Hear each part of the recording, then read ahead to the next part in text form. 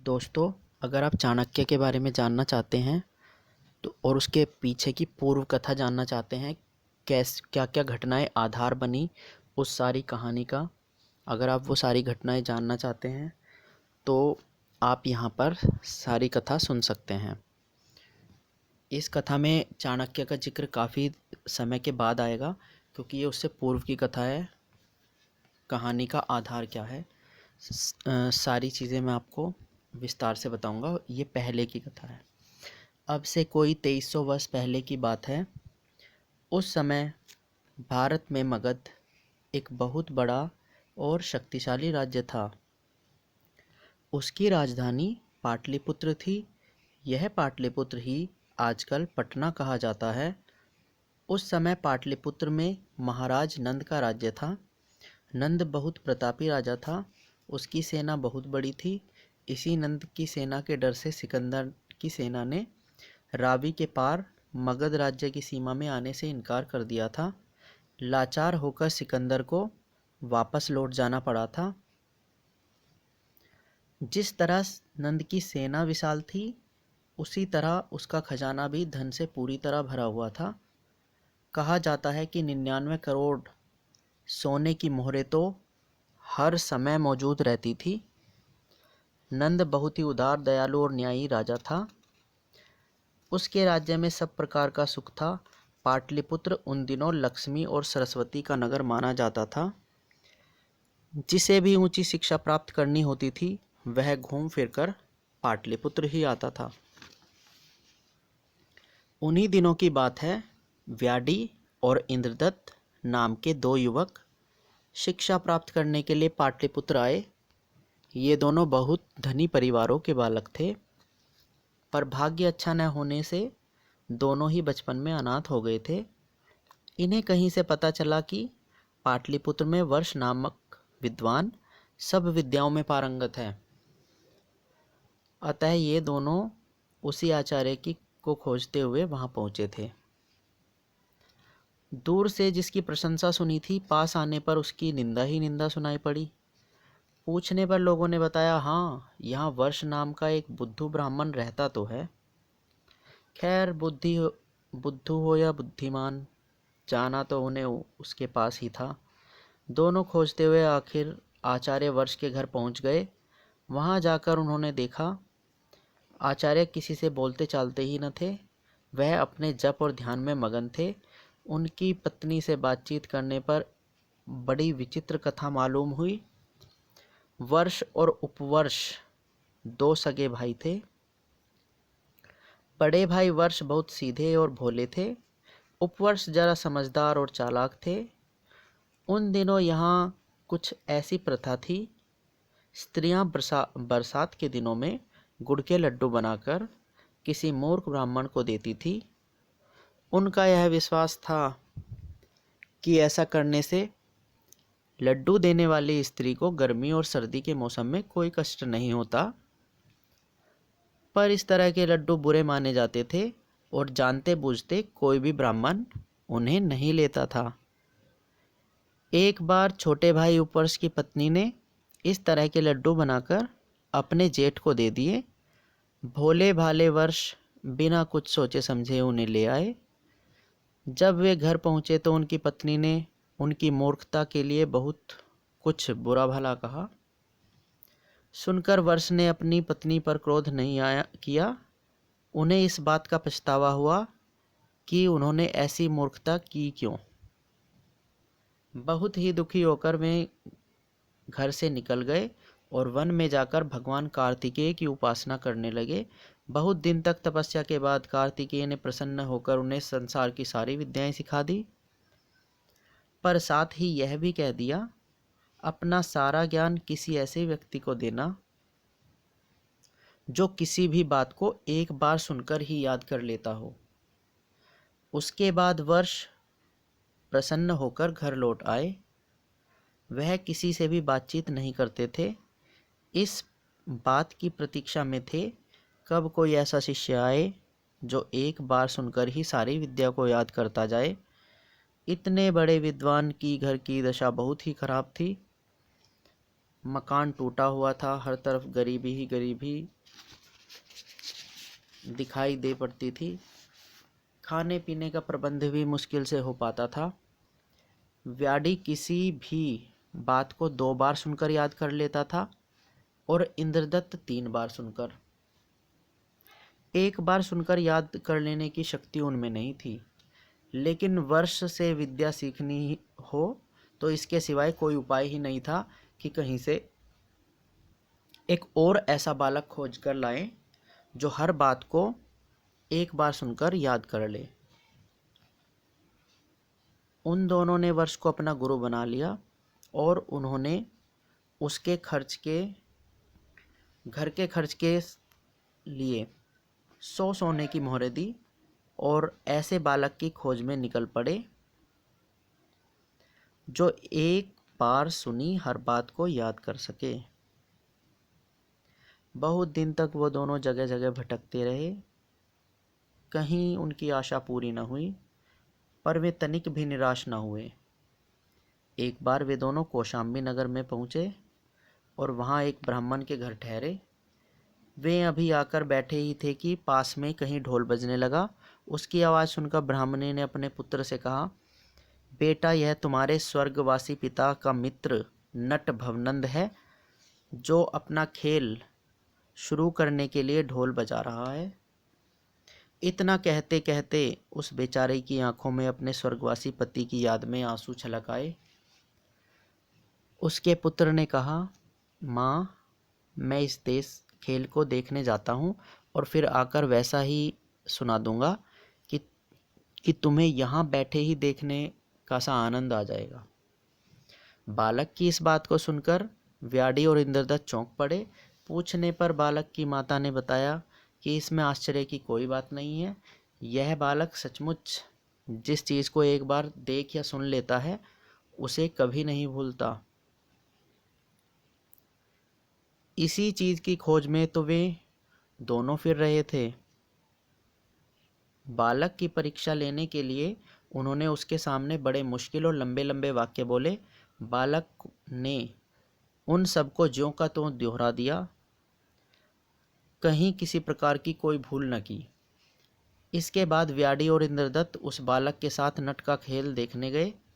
बालक ने लौटकर उस खेल का ऐसा जीता जागता वर्णन अपनी माँ को सुनाया कि वे दोनों दंग रह गए। वे स्वयं भी वैसा वर्णन नहीं कर सकते थे। इस बालक का नाम वररुचि था। उन दोनों ने वररुचि की माँ को अपनी यात्रा का उद्देश्य बताकर कहा, माँ, तुम्हारा यह पुत्र सर्व विद्या विशारद होगा, इसे हमारे साथ भेज दो। आचार्य वर्ष शायद इसी का इंतजार कर रहे हैं। वररुचि की माँ ने उन दोनों की बात सुनकर उस पर विश्वास कर लिया और कहा, लो, आज से यह तुम्हारा भाई हुआ, इसे ले जाओ और विद्याध्ययन करवाओ। व्याडी ने वररुचि की माँ को उसके गुजारे के लिए बहुत सा धन दिया। उसके बाद वे तीनों आचार्य वर्ष के पास आए। वररुचि को शिष्य बनाकर हर्ष को बड़ी खुशी हुई। वह प्रेम से उन तीनों को विद्या सिखाने लगे।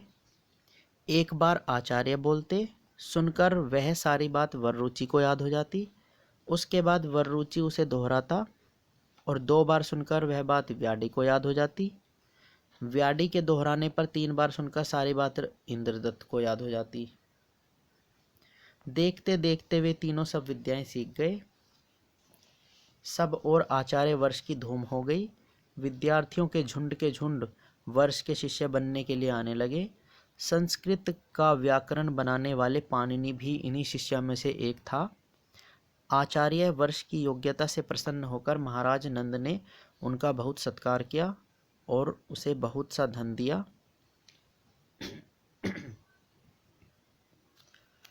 जब व्याडी और इंद्रदत्त गुरु से विद्या प्राप्त कर चुके तो उन्होंने गुरु से जाकर कहा, आपने हमें विद्या सिखाकर हम पर जो उपकार किया है उसके लिए हम आपके कृतज्ञ हैं। अब आज्ञा कीजिए कि हम गुरु दक्षिणा में आपको क्या अर्पित करें। गुरुवर्ष ने कहा, अगर तुम दक्षिणा देना ही चाहते हो तो 1 करोड़ सोने की मोहरें लाकर दे दो। व्याडी और इंद्रदत्त धनी जरूर थे, पर ऐसे धनी नहीं थे कि 1 करोड़ सोने की मोहरें लाकर दे सके। पर गुरु की आज्ञा हो चुकी थी, अब उसे जैसे भी हो पूरा करना ही था।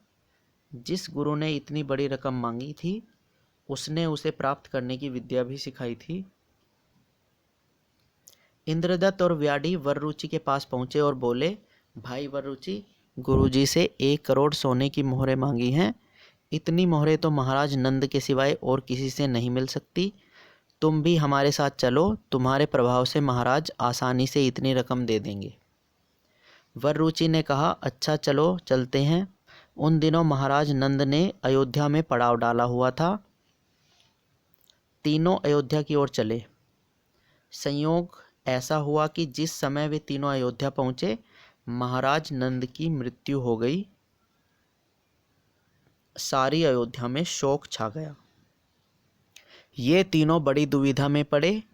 अब क्या किया जाए। इस समय तो धन मांगने की चर्चा भी किसी से नहीं की जा सकती।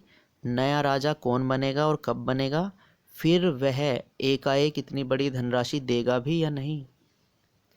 आखिर सोच विचार कर इंद्रदत्त ने कहा, अब इस काम को देर पर टालना ठीक नहीं, फिर पता नहीं क्या हो और क्या न हो। हमें गुरुजी की दक्षिणा जल्दी चुकानी है, इसलिए मैं ऐसा करता हूँ कि योग बल से अपनी देह यहीं छोड़कर इसलिए मैं ऐसा करता हूँ कि अपने योग बल से अपना शरीर यहीं छोड़कर नंद के मृत शरीर में प्रविष्ट हो जाता हूँ। इस प्रकार मेरी आत्मा से नंद जी उठेगा। तब वररुचि मेरे पास 1 करोड़ स्वर्ण मुद्राएं मांगने के लिए आए। मैं स्वर्ण मुद्राएं दिलवा दूंगा, फिर मैं नंद के शरीर को छोड़कर वापस अपने शरीर में लौट आऊंगा।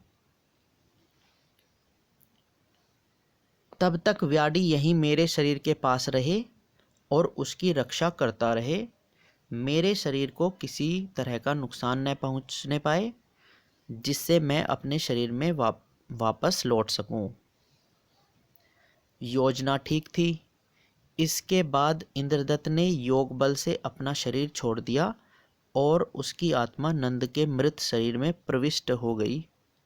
मरा हुआ नंद फिर से जी उठा। राजा को फिर से जीवित देखकर सारे नगर में और सारे देश में खूब खुशियां मनाई गई। व्याडी ने इंद्रदत्त के शरीर को उठाकर एक सूने पड़े हुए मंदिर में रख दिया और स्वयं उसके पास रहकर उसकी देखरेख करने लगा। उसके बाद वररुचि नंद के पास पहुंचा। यह वस्तुतः नंद न होकर योग बल से बना हुआ नंद था। मतलब कि इंद्रदत्त की आत्मा नंद राजा के शरीर में प्रविष्ट हो गई थी, तो ये योग बल के द्वारा बना हुआ नंद था। इसलिए अब हम इसे नंद ना कहकर योगनंद कहेंगे। योगनंद के पास पहुंचकर वररुचि ने कहा, महाराज, मुझे अपने गुरु आचार्य वर्ष को गुरुदक्षिणा देने के लिए 1 करोड़ स्वर्ण मुद्राओं की आवश्यकता है। आपके सिवाय इतनी बड़ी राशि और कहीं से प्राप्त नहीं हो सकती। यदि आप दिलवा दें तो बड़ी कृपा होगी। योगनंद ने अपने मंत्री शक्टार से कहा, इस ब्राह्मण को 1 करोड़ स्वर्ण मुद्राएं दिलवा दो। शक्टार बहुत समझदार और विद्वान मंत्री था। उसने सोचा कि पहले तो यह अचरज की बात है कि मरा हुआ राजा एकाएक जी उठा और उसके बाद तुरंत ही यह 1 करोड़ स्वर्ण मुद्राएं मांगने वाला ब्राह्मण आ पहुंचा। हो न हो इसमें कुछ रहस्य है। वह यह भी समझ गया कि यह किसी योगी की करतूत है। उसने राजा से कहा, अच्छा महाराज, अभी दिलवाए देता हूँ, और उसके बाद शांति से नगर जाकर विचार करने लगा। और उसके बाद शांति से घर जाकर विचार करने लगा। उस समय नंद का पुत्र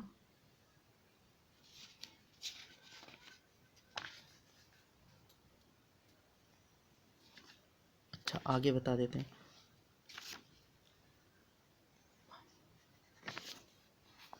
सिकंदर की सेनाओं का भी खतरा, उस समय सिकंदर की सेनाओं का भी खतरा बना हुआ था। इसलिए शक्तार ने सोचा, उस समय नंद का पुत्र बहुत छोटा था, शत्रु सब और थे, सिकंदर की सेनाओं का भी खतरा बना हुआ था। इसलिए शक्तार ने सोचा कि जिस रूप में यह योगनंद जीवित है उसी रूप में इसे बनाए रखना अच्छा रहेगा।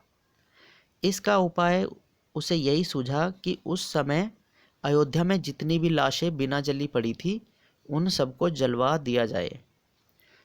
जब सब लाशें जल जाएंगी तो फिर यह चाहे कोई भी क्यों ना हो अपनी इच्छा से इस शरीर को छोड़कर नहीं जा सकेगा। यह सोचकर उसने सैनिकों को आज्ञा दे दी कि सब जगह अच्छी तरह खोज करके सभी लाशों को जल्दी से जल्दी जला डालो। वररुचि सोने की मोहरें पाने के लिए जल्दी मचाने लगा। वररुचि से भी अधिक जल्दी योगनंद बने इंद्रदत्त को थी कि वररुचि को सोने की मोहरें दिलवा दी जाएं, जिससे फिर से अपने शरीर में वापस जा सके। योगनंद ने शक्तार से कहा, इस ब्राह्मण को तुमने क्यों रोक रखा है? मोहरें क्यों नहीं दिलवाते इसे? शक्तार ने कहा, महाराज, अभी तो सारी प्रजा और राज कर्मचारी आपके फिर से जी उठने की खुशी मनाने में लगे हुए हैं। फिर इन ब्राह्मण महाराज को ऐसी जल्दी क्या है? जितनी मुद्राएं ये चाहते हैं इन्हें मैं जल्दी ही दिलवा देता हूँ। यह कहकर वररुचि को अपने साथ ले गया। उसे उसने शाम तक इसी तरह अटकाए रखा। इसी बीच सैनिकों ने सारे शव, जो डेड बॉडीज थी, सारे शव ढूंढ ढूंढ कर जला दिए। व्याडी से छीनकर, व्याडी जो इंद्रदत्त का शरीर है उसकी रक्षा करने के लिए मंदिर में बैठा हुआ था, तो व्याडी से छीनकर उन्होंने इंद्रदत्त के शरीर को भी जला दिया। जब शक्तार को भरोसा हो गया कि अब कोई भी शव बिना जला नहीं बचा है, तब उसने वररुचि को 1 करोड़ स्वर्ण मुद्राएं दी। कुछ ही देर बाद व्याडी आकर योगनंद के दरबार में दुहाई दी कि दुष्ट मंत्री शक्तार ने एक समाधिमग्न ब्राह्मण के जीवित शरीर को लाश कहकर जलवा दिया। यह सुनकर योगनंद को बहुत दुख हुआ। राजा नंद प्रतापी होने पर भी शूद्र माना जाता था। योगनंद को यह दुख था कि इंद्रदत्त के रूप में वह ब्राह्मण था और अब इस राजा के रूप में उसे शूद्र रहना होगा, इसलिए उसे राज्य भी बहुत बुरा लग रहा था। योगनंद व्याडी को एकांत में ले गया और उसके सामने अपना दुख जताने लगा।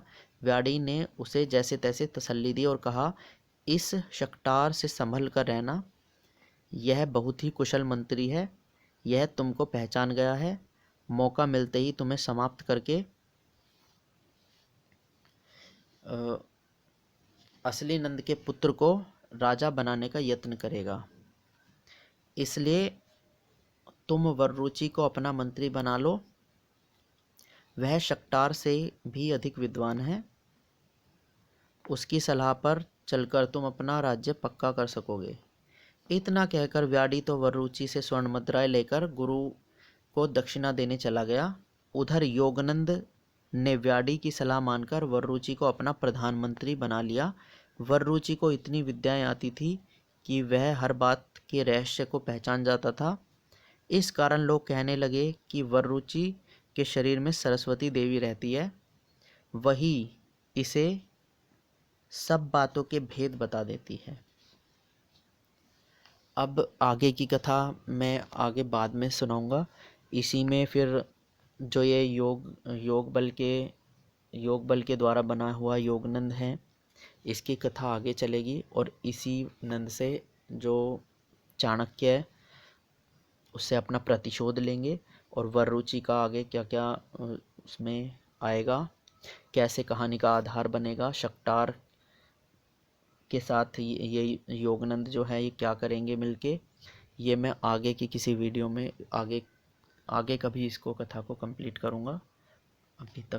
अभी आप इंतज़ार कीजिए। धन्यवाद।